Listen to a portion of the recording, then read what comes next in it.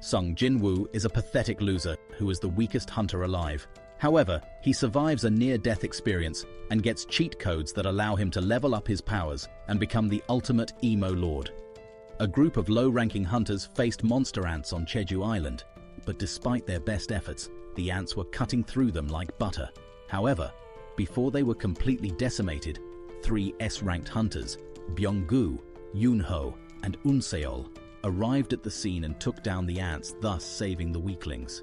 Elsewhere on the island, Guildmaster Choi noticed the destruction occurring in the distance and took that to mean the other S-rank hunters had arrived. With that, he destroyed a group of incoming ants and ordered his men to attack. Then a voiceover explained that 10 years ago, a series of gates appeared that linked the world to an alternate dimension. Within those gates contained magic beasts who were immune to conventional weapons.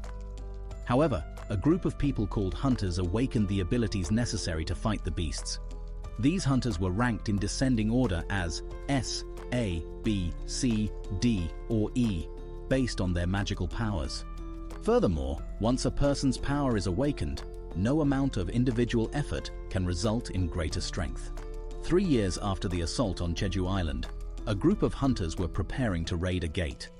Then they spotted Jin-woo arriving, whom Mr. Kim said everyone described as the weakest hunter of all mankind because he was totally useless in combat.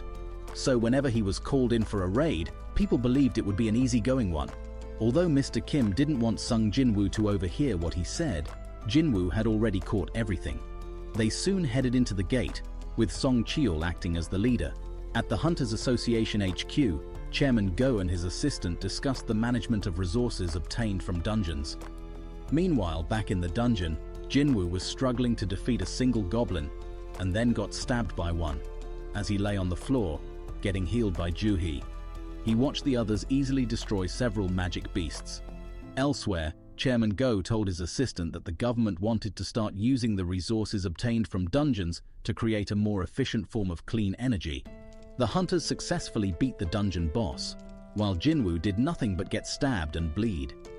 He, however, managed to get an E-rank mana stone. As he was contemplating his uselessness as a hunter, someone discovered a path leading to a hidden dungeon. Upon realizing that it was a double dungeon, they decided to explore the new one rather than wait for the Hunter Association. Elsewhere, the incredibly hot S-rank hunter, Cha Hye-in, skillfully stopped a robbery while showing off her sexy physique, but she took off as soon as her fans began to crowd her. In the dungeon, Joo-hee, who had practically become Jin-woo's personal healer on account of his uselessness during raids, asked him out on a date. Still, he was too riskless to take advantage of the opportunity. The party soon arrived at the second dungeon's entrance. Upon entering the dungeon, they discovered a large space filled with statues. They saw no monsters, but discovered a tablet with writings in an ancient script, titled The Commandments of the Cartoon Temple. Mr. Song read out the commandments while Joo-hee fearfully informed Jin-woo that she had seen the eyes of the big statue move. Although he told her that she must have imagined it, once Mr. Song finished reading the script, the dungeon closed and trapped them inside. One of the hunters tried opening the door and was immediately cut down by a statue. They all stared at his dead body in fear, while Jin-woo caught the big statue's eyes moving. Then Jin-woo shouted that they should all get down just as the statue shot a heat blast from his eyes which instantly burned everything it touched. At that point, Jin-woo peed himself and realized that they were going to die. The hunters were freaking out and confused about what to do. Mr. Song instructed them all not to move, otherwise the big statue would attack again. He then thanked Jin-woo for warning them about the eye blast, while Jin-woo noticed that his arm had been cut off. Meanwhile, at a nearby school, Jin-woo's sister Gina and her friend spoke about him and his hunting experience. In the dungeon, another foolish hunter attempted to use super speed to escape, but the big statue instantly burned him. Jin-woo and Mr. Sung realized that it could easily kill them but didn't, because they were bowing as stated by the commandment, which stipulated that they revere God. Thus, Jin-woo instructed everyone to bow before the statue, which caused the statue to give a clownish smile. It also stopped attacking when they stood up. However, as they celebrated not dying, the statue got off its throne and began walking towards them. Jin-woo instructed them that the second commandment was to praise God, and so a hunter tried praying to the statue but got crushed like a plump melon. The statue stepped on several other people, while those who got close to statues holding weapons around the arena got killed. Jin-woo noticed that some statues had instruments instead of weapons and ordered the others to stand next to them. Once they did, the statues began playing music. However, Jin-woo got his leg cut off before reaching a statue with an instrument. The big statue finally returned to his throne, while the remaining survivors blamed Mr. Sung for their predicament. As they argued, Jin-woo informed them that they had to offer a sacrifice to the big statue as stipulated by the third commandment. Mr. Jim suggested that they offer up Mr. Sung since he was the leader. As Mr. Sung walked towards the altar, a fire lit up, causing him to ask Jin-woo if there was more to figure out. On his part, Jin-woo thought to himself that if they failed to beat the big statue before a dungeon break occurred, then it would be free to terrorize the outside world. Then he called everyone over to the altar because they needed a flame to light up for each of them. Once they were all in the circle, a second set of flames lit up, and the door opened while the statues started walking towards them. However, they stopped moving when someone looked at them. Two of the hunters freaked out and ran out of the dungeon, causing the door to close slightly. Mr. Kim also ran out, leaving just Jin-woo, Joo-hee, and Mr. Song. His savior complex caused Jin-woo to sacrifice himself, while Mr. Jim carried Joo-hee out of the dungeon. With the door closed, the statues started hacking Jin-woo apart like poultry. As he bled out on the altar, Jin-woo remarked that he didn't want to die, and then he saw a floating notification asking if he wanted to be a player. Jin-woo lay bleeding on the altar and begged, saying that he wanted a second chance. Then he suddenly got a notification congratulating him on being a player, and he woke up to find himself in a hospital bed. Jin-woo quickly checked his body and found that his arms and legs were intact, but he could remember seeing them cut off. As he asked himself if it was a dream, two Hunter Association agents, Woo Jin-chul and Kang Tae-shik, walked into his room. They informed him that he had been unconscious for 3 days while Mr. Sung lost his arm, and Joo-hee was undergoing psychiatric care. Jin-chul further added that there were only 6 survivors of their double dungeon incident, and yet when the White Tiger Guild arrived at the scene, they only found Jin-woo collapsed on the ground with no trace of the dungeon. The Hunter Association believed he had experienced a second awakening, which allows a hunter to exceed his previous limits and rise to the A or S rank. However, after measuring Jin-woo's power level, they discovered that he was still weaker than a civilian. When they left, Jin-woo realized that he was the only one who could see the floating screen before him. He even asked his sister about the screen, but she couldn't see it. Just then, he received several notifications informing him about the system and giving him a strength test task. Outside the hospital, Jin-chul gave the association chairman's report on the dungeon incident, and the case was closed. While at his office, Guildmaster Choi asked Miss Cha to participate in a B-rank raid as an instructor so she could train their recruits. She was doubtful about her mentoring abilities.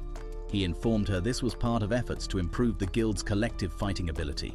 Meanwhile, upon failing to complete his strength training, the system sent Jin-woo to a desert, where he had to survive against a giant desert centipede for 4 hours. After barely surviving, Jin-woo was transported back to the hospital, where he cried like a baby and passed out on the floor. The next day, Joo-hee went to visit Jin-woo at the hospital and discovered him working out. On his part, Jin-woo had learned how to use the system and even earned an instant dungeon key as a reward for completing his daily tasks. As he trained, Jin-woo thought back to his mom falling ill and his efforts to make enough money for her treatment by going on raids. Then Jin-woo used the instant dungeon key, which led him to a separate dimension. The system informed him that he could only leave the dungeon after beating the boss. Jin-woo almost peed his pants as several goblins appeared before him, but he managed to beat them. As he started to relax, a lichen who was much stronger than the goblins attacked and broke his knife. Seeing it, Jin-woo started shaking in his pants and stared in fear as the lichens attacked. To his surprise, Jin-woo was able to effectively evade the lichens' attack. Then he smashed the little puppy away with a single blow. Jin-woo started punching the lichen like a madman, but that only made it angrier. Jin-woo quickly pulled a sword from the system's inventory and killed the lichen. 2 more lichens attacked, and he killed one easily while the other ran away with its tail between its legs. After resting a bit, Jin-woo then started picking up items from the dead monsters before moving on.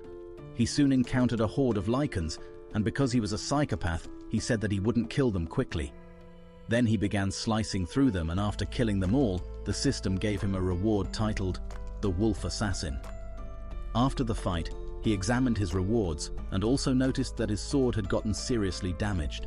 He contemplated using the teleportation stone he had gotten as a reward to exit the dungeon, but ultimately decided to move forward and face the dungeon boss. Outside the dungeon, Joo-hee received a call from the Hunter Association regarding a nearby dungeon break.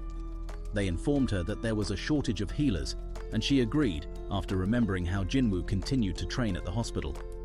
Meanwhile, Jin-woo continued to level up inside the dungeon, beating every monster he encountered.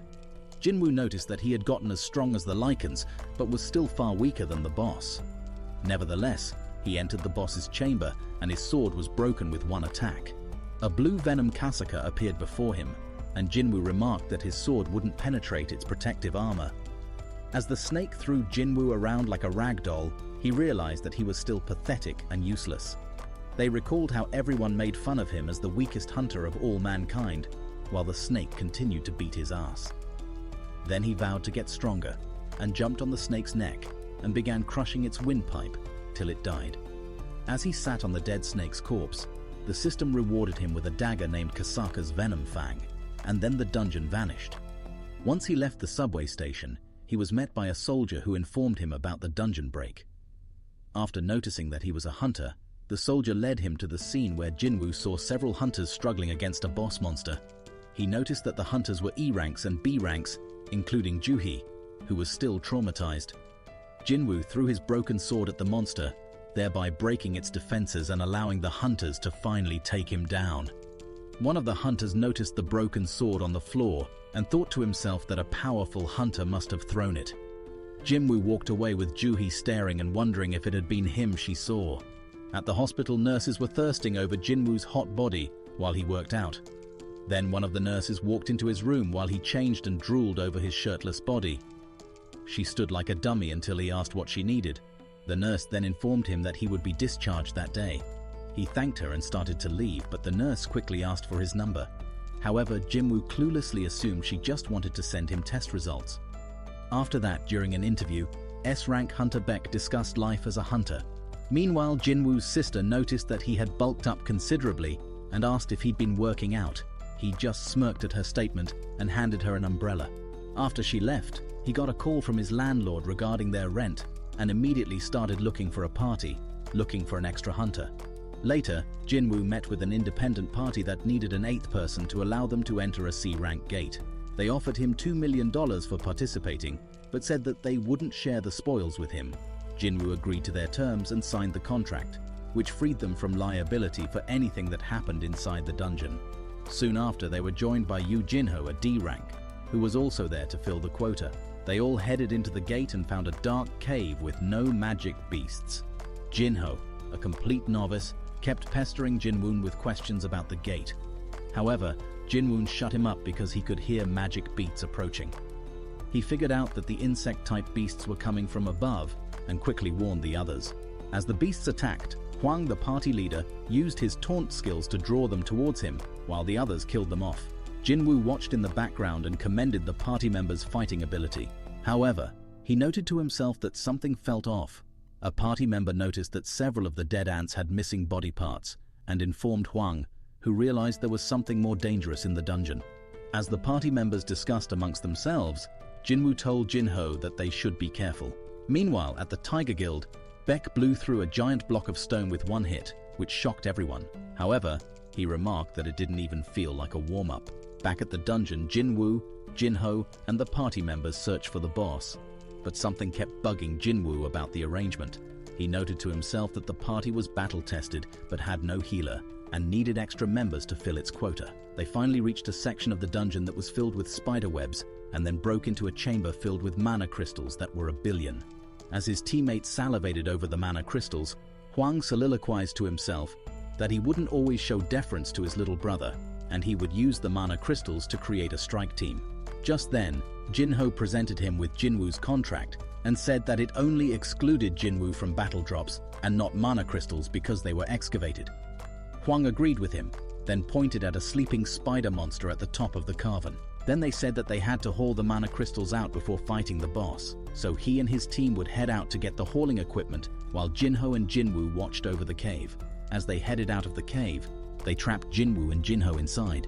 This caused Jin-woo to finally realize that they had planned to kill them from the start. What's more, the spider monster woke up and roared while Jin-woo walked up to it like a typical shonen MC and said he'd beat it. Outside of the dungeon, Hwang's teammates asked why they didn't just kill Jin-woo and Jin-ho. He told them that there's not much an E-rank hunter could do against a C-rank boss. But once it ate them, the spider would go back to sleep and then they could go in through the side tunnels and haul in the mana crystals. Hwang also added that they could sell off Jin-ho's gear for millions. Meanwhile, inside the dungeon, Jin-ho tried stopping Jin-woo from facing the boss alone, but Jin-woo was sure that he could beat him. Then he did a cool MC jump and swung at the spider monster. Elsewhere, the Hunter Association boss complained to his assistant, Jin-chul, that he was tired of the non-stop meetings.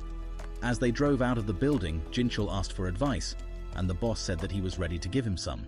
Back in the dungeon, Jin-woo was battling against the spider monster while Jin-ho watched in fear, and he remarked that he must have faked his ranking.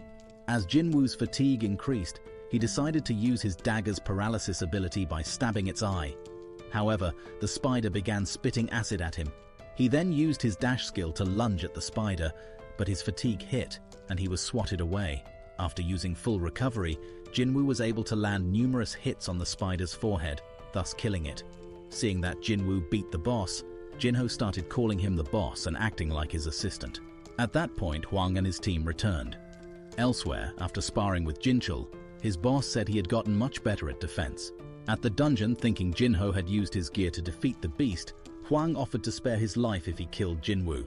However, Jin-ho refused, and the system instructed Jin-woo to kill those threatening his life.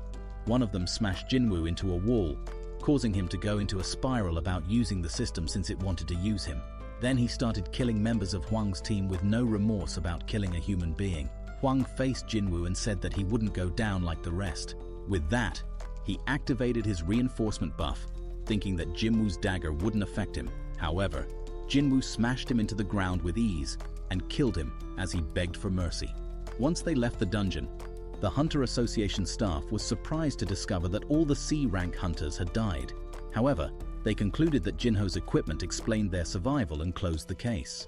Then it began to rain, and Jin-woo said he was glad that he gave his sister an umbrella. At the Hunter Association headquarters, an agent presented Jin-chul with a report about 6 hunters who died in a C-rank dungeon. I further informed him that a D-rank and an E-rank hunter survived. This news caused Jin-chul to assume that the surviving hunters had escaped. However, the agent informed him that the D-rank hunter had expensive equipment that might have helped them defeat the boss. He further told Jin-chul that Song Jin-woo was one of the survivors. One of the 6 who died was Hunter Hwang Dong-suk, the brother of Hunter Hwang Dong-soo. Upon hearing this, Jin-chul stated that it was concerning. Back at his home, Jin-woo informed his sister that he had saved up for their rent and mum's bills. As they spoke, he started feeling bad about how easy it was for him to kill other human beings.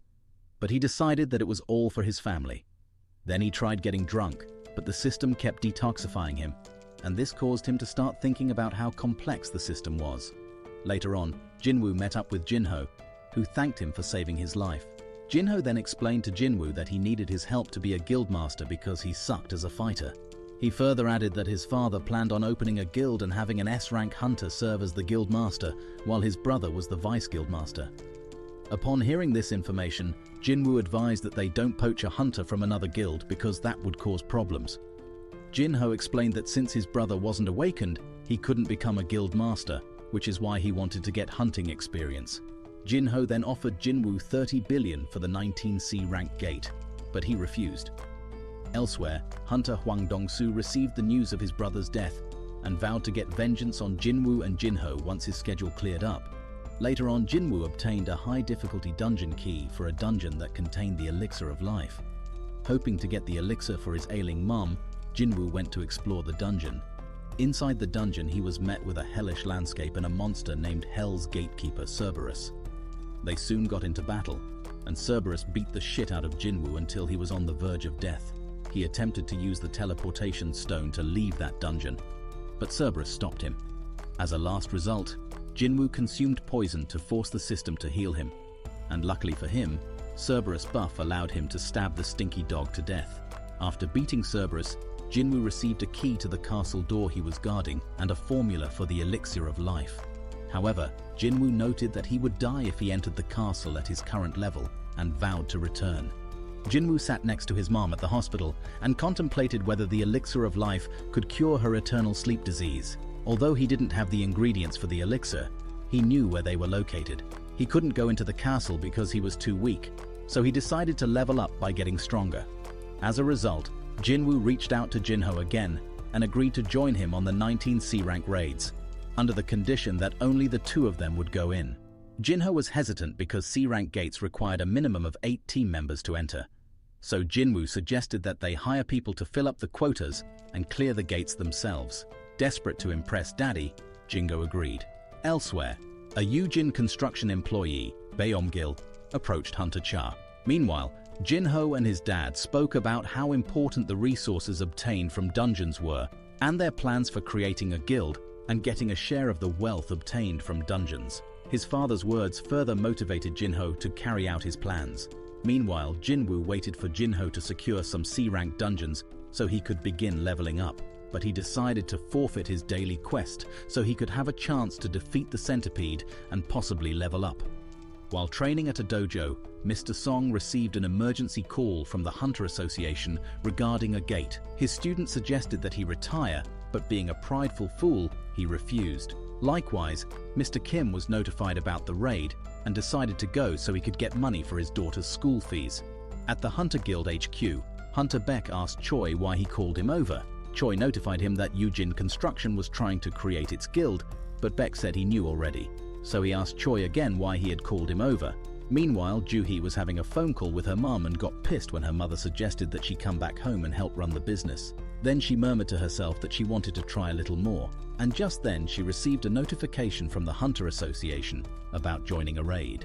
Back at the Hunter Guild HQ, as Hunter Beck left, Miss Chai arrived and informed Hunter Choi that Yujin Construction had asked her to be the guild master of their new guild.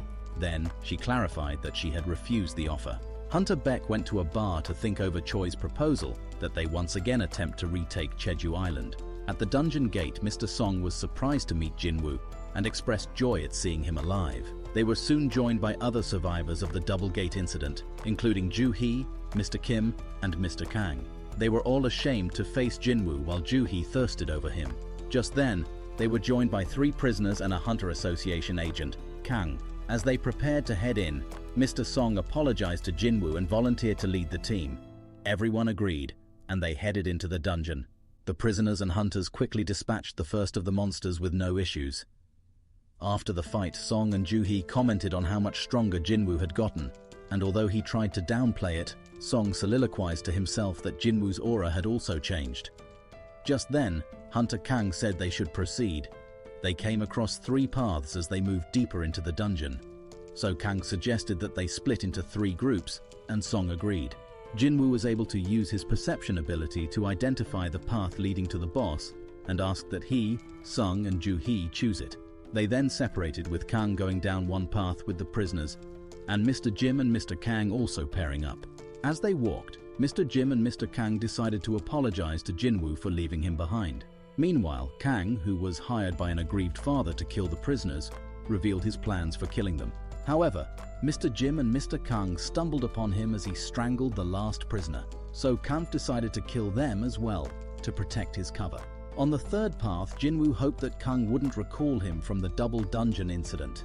Then, they heard a scream coming from the other side of the dungeon. Upon arriving at where the scream came from, Jin-woo, Sung, and Joo-hee found the dead bodies of the prisoners and Mr. Kang, as well as a badly injured Mr. Kim. Despite her best efforts, Joo-hee is unable to save him, while Jin-woo stops Kang from killing Joo-hee. Kang then revealed his plans to kill them all and blame the prisoners. Sung fought against Kang but ultimately lost, but Jin-woo intervened just before Kang killed him. Kang then revealed that he was a maniac who liked killing people. Then, the two got into a cool action sequence. Jin-woo soon showed Kang the difference in their abilities and killed him. As he bled out, Kang remarked that he and Jin-woo were the same, and that since Jin-woo killed a Hunter Association employee, his E-rank act was over. As Jin-woo watched Kang die, he realized that as he got stronger, he felt himself falling apart, so he headed off to kill the boss alone. Afterward, Jin-chul arrived at the scene to meet the 3 survivors of Kang's crime. He was shocked to see Jin-woo again, and asked about who killed Kang. Upon hearing this question, Jin-woo was certain that his secret would be revealed, but Song said he and Joo-hee combined their efforts to kill him. Jin-chul didn't believe him, but accepted their explanation. Later on, Joo-hee asked Jin-woo if he remembered the item that he had given her. As they walked through a park, Joo-hee commented that Jin-woo's body and personality had changed significantly since the double dungeon incident, while she had stayed the same. He tried assuring her that everyone was different, but Joo-hee said that although she had tried, it never worked out. She said that she was a coward and would be returning to her hometown. As she walked away, Jin-woo remembered a conversation with Jin-chul from earlier in the day. Jin-chul had warned Jin-woo that Hwang's younger brother, Dong-soo, an S-rank hunter, may be targeting him and Jin-ho over the dungeon incident. This news caused Jin-woo to piss his pants, while Jin-chul further added that all Dong-soo cared about was that Hwang died while they managed to survive. He then told Jin-woo that he should take his family and flee before Dong-soo arrived, but Jin-woo just resolved to get stronger so he could survive. The next day, Jin-woo met Jin-ho at a C-rank dungeon entrance, where he showed him the group of hunters that he had gathered. Jin-woo then informed them all that only he and Jin-ho would be going into the dungeon. The pair soon headed into the dungeon, while two hunters commented that they would definitely not make it out. An hour later, they returned, and everyone stared in shock at the fact that they had beaten the boss. Jin-woo continued leveling up and earning new skills as they closed several more gates over time. While resting after beating a dungeon boss, Jin-woo examined his new skills and noted that he didn't have enough mana to use them for long. He also stated to himself that he was currently between B and A rank, but that wouldn't be enough to take on the castle. Just then, the system gave him a job change quest. Meanwhile, at the White Tiger Guild's headquarters, manager Ahn received a report about a strike team spending 150 million on the rights to C-rank gates. He was informed that Jin-ho was the one buying the rights. However, Jin-woo's name caught his attention. He remembered seeing Jin-woo's name connected to the double dungeon incident and sensed something suspicious. He figured that Jin-woo must have reawakened and decided to scout him. Upon arriving at the C-rank gate, manager Ahn and his assistant were shocked to find several members of the strike team lounging around at the entrance. They left after figuring out that Jin-woo was tackling the gates alone. A short while later, Jin-ho and Jin-woo exited the gates, and Jin-woo asked for the next day off, but they didn't know what to do with the gates they'd reserved. Elsewhere, Hunter Choi wakes up after having a nightmare about Jeju Island and picks up a top-secret document about a reconnaissance mission to the island. Meanwhile, manager Ahn reached out to Jin-woo and made an offer for him to join the White Tiger Guild. However, Jin-woo refused because Yujin Construction was offering him much more. He then instructed manager Ahn not to reveal his secret to anyone and left after selling the rights to some of their C-rank gates to him. The next day, manager Ahn discovered that Jin-woo had tricked him about the gates, but then he received a text from Jin-woo saying that they were even. The manager was satisfied that he had gotten Jin-woo's personal contact information. Meanwhile, Jin-woo went to carry out the job change quest. Upon arriving at his destination, Jin-woo accepted the job change quest, and a portal immediately appeared before him. He remarked that whatever awaited him would be interesting. Elsewhere, Jin-ho was having dinner with his father when his brother Ji-sung arrived. Back at the dungeon, Jin-woo drew out his dagger as an armor monster approached. They soon got into a well-animated fight, and Jin-woo ripped it apart with his bare hands, but others started approaching. At the dinner, Ji-sung informed his father that he was in negotiations with several Eastern and Middle Eastern hunters about heading their guild. He also warned Jin-ho not to stand in his way. However, Jin-ho stated that his brother had no idea what type of power he had on his side. Meanwhile, Jin-woo continued to battle different beasts inside the dungeon. Hunter Choi and his team headed out for their reconnaissance mission on Jeju Island. Back at the dungeon, Jin-woo put on armor and went deeper into the dungeon. He then entered a throne room and was confronted by the Knight Commander, 𝐒𝐔𝐁𝐒𝐑𝐈𝐏𝐍.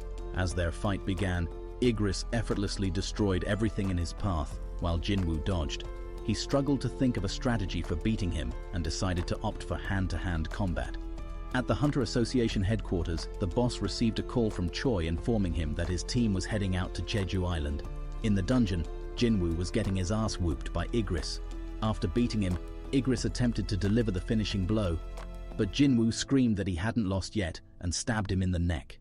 Using that momentum, he delivered another stab to his neck, and 𝐒𝐒𝐒𝐑𝐈𝐏𝐿 died. Just then, portals started appearing in the throne room, and he got a system notification telling him to survive as long as possible. Soon enough, the whole room was filled with monsters, and despite his best efforts, more kept pouring in. Jin-woo got overwhelmed and stared in frustration as they all ran towards him. The monsters were rushing at Jin-woo and he vowed to survive. However, they were too much for him to handle and he began to hallucinate. At the hunters' headquarters, the boss read a report about the third Jeju Island raid. He told Jin-chul that many lost their lives while others were left with scars. Back at the dungeon, Jin-woo stared at the old version of himself, which told him that he was still weak while the monsters attacked him. Just as they were about to kill him, the system cheated and transferred him to the penalty zone for not completing his daily tasks. Once there, Jin-woo took several potions to recover his strength and then began fighting the centipedes. Once he defeated all of them, he prepared for his return to the throne room, and soon enough, he was transported back. Meanwhile, Hunter Choi and his team approached Jeju Island airspace, and they sighted some ants moving in the water below. At the dungeon, Jin-woo noticed that the mages were responsible for summoning the knights and started killing them off. He quickly dispatched them all and destroyed the giant knight that they had summoned. With all the monsters dead, the system gave Jin-woo the new job class Necromancer. This surprised Jin-woo, but he accepted the job. Then, the system gave him a hidden class, which he also accepted. The next day at the Hunter Association, Jin-chul told the boss that Choi and his team had probably arrived on Jeju Island. Meanwhile, in the dungeon, Jin-woo received a number of rewards from the system, and he could suddenly see the shadows of the defeated monsters. The system then asked him to input a command word for the skill of shadow extraction, and he said to arise. With that, several shadow knights stood up from the fallen corpses. Jin-woo exclaimed that it was awesome as two screens appeared before him. They provided information about his two new skills, shadow extraction and shadow storage, stating that they allow him to drain mana to create shadow soldiers as well as summon them. However, he had to be careful because the extraction could fail depending on the strength of the target and the time since death. Jin-woo then decided to try using the skill on 𝐒𝐿. His first two attempts at extracting 𝐒𝐿's shadow were uneventful. However, he finally succeeded on the third try after commanding 𝐒𝐿 to use his power to serve him. At the same time that Jin-woo was adding 𝐒𝐿 to his shadow army, the Hunter Association boss was having a monologue about the possibility of someone with tremendous power being born at the very moment. 𝐒𝐿 and the rest of the shadows kneeled before Jin-woo, and he told them that they were now with him,